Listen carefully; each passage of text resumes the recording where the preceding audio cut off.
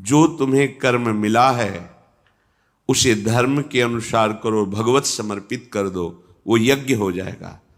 उसका फल मिलेगा तुम्हें आनंद, भगवत प्राप्ति, महासुख।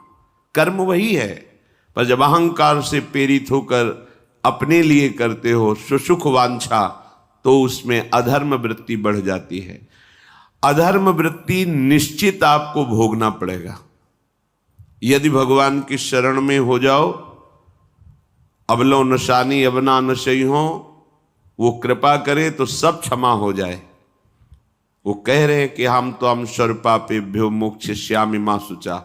नहीं तो आपका जो कर्म प्रकाशित नहीं हुआ है और आपने पाप कर्म किया वो गुप्त है, वो नष्ट नहीं हुआ, वो भयंकर रूप रख के तैयार है, अपने समय पे तुम्हें नष्ट कर देगा।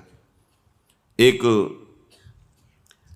45-50 वर्ष की अवस्था के थे। अब उनको ज्ञान हुआ कि हमारे द्वारा बहुत अधर्म हुए हैं, अब सब छोड़ो, अब सत् कार्यों में लगो। तो उनके सामने एक स्वर्णकार का मकान था। वो बहुत ही कपटपूर्ण व्यवहार करता था।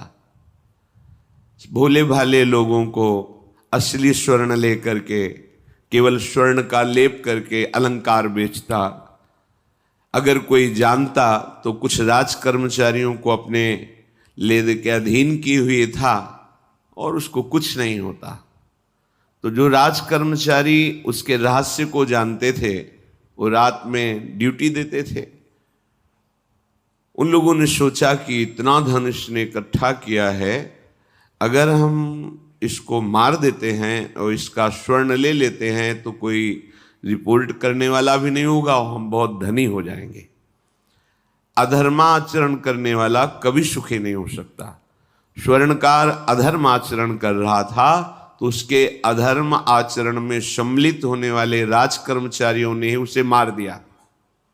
उसका स्वर्ण ले लिया, धन ले लिया और उसे एक बॉक्स में बंद करके वो निकल ही रहे थे कि वो जो धर्म पे चलना ठाना था उन्होंने देख लिया। बाहर निकले, उनका ये क्या है? अब वो तो फंस गए, क्योंकि बॉक्स में उसकी लाश थी और सब बैग झोला में स्वर्णाभूषण धन था।